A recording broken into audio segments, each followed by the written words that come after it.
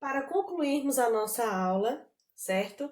Para concluirmos essa parte do assunto heredograma e também a primeira lei de Mendel, eu vou resolver junto com vocês uma das questões do livro de biologia, livro 3, parte 1. Nós vamos resolver juntos a questão 10 da página 37. Que é essa questão aqui, ó. Essa questão aqui. Gostaria que vocês pegassem o livro para acompanhar comigo, ok?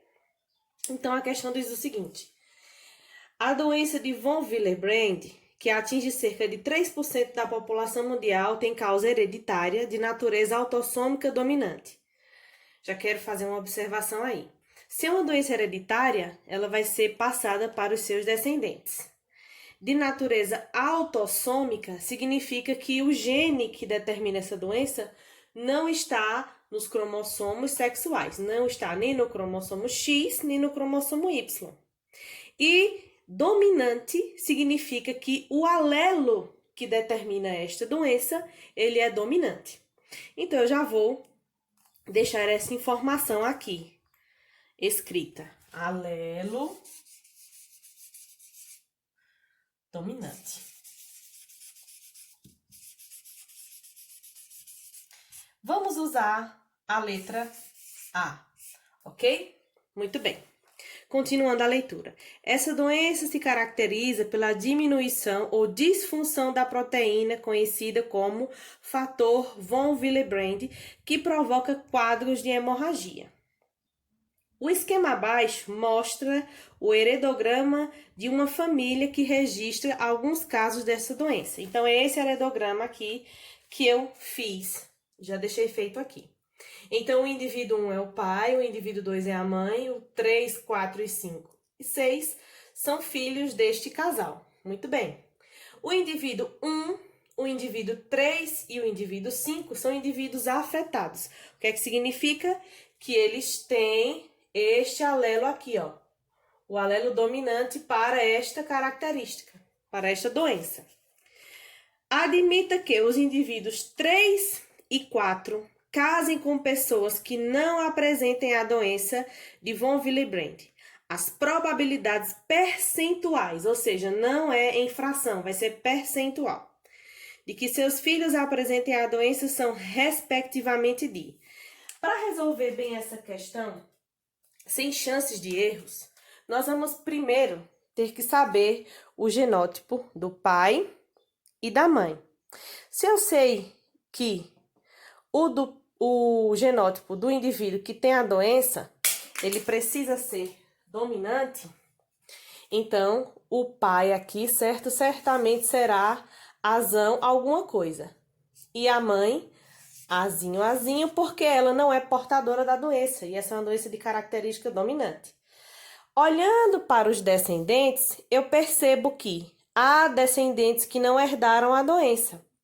Então, este outro alelo aqui do pai, que falta nós descobrirmos qual é, só pode ser recessivo.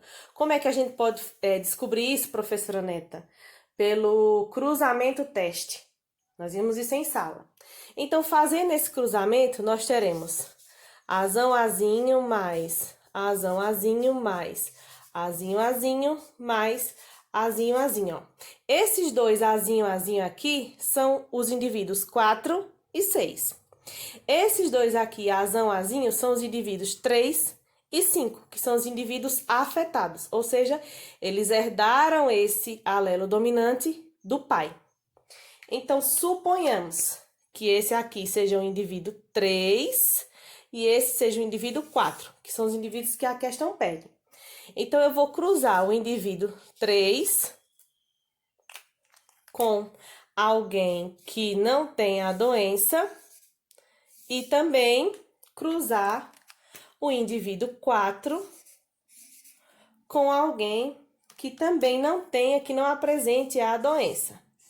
Então, olhando para esse cruzamento, que é o mesmo dos pais dos genitores, eu já sei que 50% será azão, azinho e 50% será azinho, azinho. E para o indivíduo 4, 100% dos descendentes serão azinho, azinho, ó, porque nos gametas dos pais só há o alelo recessivo. Então, nenhum dos descendentes terá o alelo dominante, então não herdará a doença. Então, a resposta é 50% para o indivíduo 3 e 0% de probabilidade para o indivíduo 4.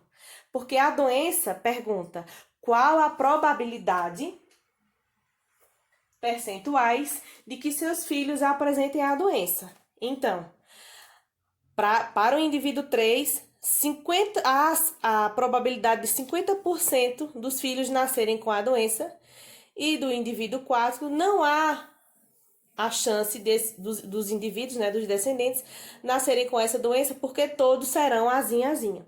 Então, a resposta é letra A, 50 para o indivíduo 3 e 0 para o indivíduo 4.